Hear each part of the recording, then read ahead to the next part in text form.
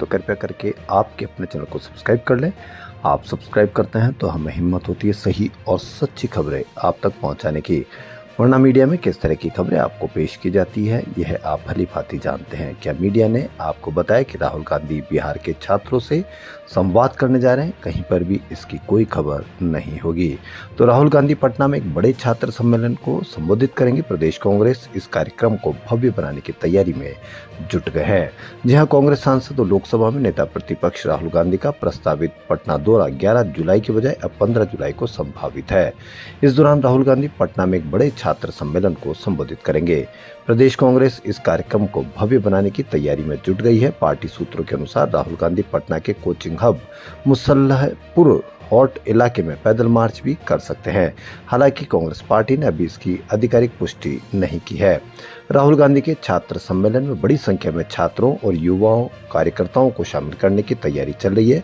आज कांग्रेस प्रभारी कृष्णा अल्लावारू और अध्यक्ष राजेश राम सहित ने इसको लेकर बड़ी बैठक की तथा नेताओं को टास्क सौंपे। राहुल गांधी के स्वागत से लेकर उनके सम्मेलन को सफल बनाने के लिए बिहार कांग्रेस टीम पूरी ताकत से जुट गई है। आपको कहीं पर भी कोई खबर भी नहीं होगी। रिफाइनरी को लेकर कांग्रेस और बीजेपी नेताओं के बीच सियासी वार पलटवार का दौर शुरू हो गया। सीएम भजनलाल शर्मा के बयान पर पूर्व सीएम अशोक गहलोत ने कहा, सीएम को रिफाइनरी के इतिहास की बुनियादी जानकारी तक नहीं है। गहलोत ने एक्स पर कांग्रेस राज के दौरान रिफाइनरी शिलान्यास की तस्वीरें भी शेयर की है। पूर्व सीएम अशोक गहलोत ने सीएम पर पलटवार करते हुए एक्स पर लिखा कि मुख्यमंत्री पूर्व में रिफाइनरी में केंद्र और राज्य की हिस्सेदारी को लेकर गलत बयान दे चुके हैं। मुख्यमंत्री को यदि इतिहास की जानकारी नहीं है तो वह सार्वजनिक रूप से गलत बयानबाजी करने के बजाय अपने अधिकारियों से सही आंकड़े और दस्तावेज मंगवाकर पढ़ ले। गहलोत ने लिखा है कि मुख्यमंत्री को शायद ये ज्ञात ही नहीं है पचपदरा रिफाइनरी का वास्तविक शिलान्यास साल 2013 में ही यूपीए चेयरपर्सन सोनिया गांधी और तत्कालीन पेट्रोलियम मंत्री वीरप्पा मोइली द्वारा किया जा चुका था। ये तस्वीरें उसी मौके की है। उन्होंने तस्वीर भी शेयर की। इसके विपरीत केंद्र सरकार और राज्य की तत्कालीन भाजपा सरकार ने इस महत्वाकांक्षी परियोजना को 5 साल तक ठंडे बस्ते में डालकर अटकाए रखा, जिससे इसकी लागत 37,000 करोड़ रुपए से दोगुनी बढ़कर लगभग 80,000 करोड़ रुपए की हो गई है। मीडिया पर इस पर कहीं पर भी कोई चर्चा नहीं है।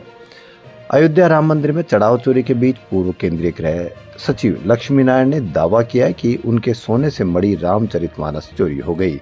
अभी तक तो चंदा चोरी था, लेकिन अब रामचरितमानस भी चोरी हो गई। कहीं पर भी कोई खबर नहीं, कहीं पर भी मीडिया पर कोई चर्चा नहीं, क्योंकि चर्चा होगी तो आपके मन में सवाल होंगे। मीडिया जानता है कि आपके खून में सिर्फ उबाल रहना चाहिए। उन्होंने कहा कि 8 अप्रैल 2024 को राम मंदिर ट्रस्ट को 1.25 क्विंटल की रामचरितमानस भेंट की थी, लेकिन आज तक उन्हें उसकी रसीद नहीं मिली है। कहाँ गई रामचरितमानस? कहीं पर भी कोई खबर नहीं। जो मीडिया आपको बांग्लादेश की, जो मीडिया आपको हर कहीं की पल पल की खबर, जी हाँ, केतन चेतन सिया की पल पल की खबर आपको ला कर देता है, उसने एक बार भी रामचरितमानस का सवाल भी नहीं उठाया होगा। इतना ही नहीं, 3-4 महीने बाद परिसर से यानी मंदिर से रामचरितमानस गायब हो गई। इस रामायण के 1000 पन्नों पर 24 कैरेट सोने की परत चढ़ाई गई है। इसकी कीमत 5 करोड़ रुपए थी। पूर्व आईएएस ने कहा कि मैंने मंदिर निर्माण समिति के अध्यक्ष नरपेंद्र मिश्रा और ट्रस्ट मेंबर गोपाल राव से संपर्क किया, लेकिन कुछ नहीं हुआ। फिर मैं दोबारा अयोध्या गया। 4 घंटे इंतजार के बाद चंपत राय मिले। उन्होंने मुझसे कहा, मैं कुछ नहीं कर सकता, आपको जहां जाना है जाइए, क्योंकि वह जानते हैं कि कुछ भी क्या हो सकता है। अयोध्या के राम मंदिर के बाद अब केदारनाथ और बद्रीनाथ मंदिर में भी चढ़ावा चोरी के आरोप लग रहे हैं। धार्मिक संगठन भैरव सेना के अध्यक्ष संदीप खत्री ने बद्रीनाथ केदारनाथ मंदिर समिति को पत्र लिखकर बीकेटीसी अध्यक्ष के निजी सहायक पर चोरी के गंभीर आरोप लगाए हैं। शिकायत मिलने के बाद बीकेटीसी के सीईओ सोहन सिंह रांगड़ ने निजी सहायक समेत सभी ड्यूटी कर्मचारियों को नोटिस जारी कर 3 दिन के अंदर जवाब मांगा। मंदिर के सीसीटीवी फुटेज को जांच के लिए सुरक्षित रख लिया गया है। मानसून देश के लगभग सभी राज्यों में पहुंच चुका है। राजस्थान गुजरात के कुछ हिस्से बाकी हैं। हालांकि उससे पहले गुजरात में बारिश के चलते बाढ़ जैसी स्थिति बन गई है। उधर महाराष्ट्र के भिवंडी में बाजार में करीब 3 फीट तक पानी भर गया। दुकानें बंद हो गई। लोग कमर तक डूबकर सड़क पार कर रहे हैं। मीडिया पर कितनी चर्चा? बिल्कुल भी नहीं होगी। राजस्थान के जयपुर में तेज बारिश के बाद सवाई मानसिंह हॉस्पिटल जयपुर के माइनर ओटी में पानी भर गया। यहां से मरीजों को दूसरी जगह शिफ्ट करना पड़ा। ईरान के पूर्व supreme leader Ayatollah Ali Khamenei को आखिरी विदाई देने के लिए शनिवार को लाखों लोग तेहरान के ग्रैंड मुसल्ला में जुटे हैं।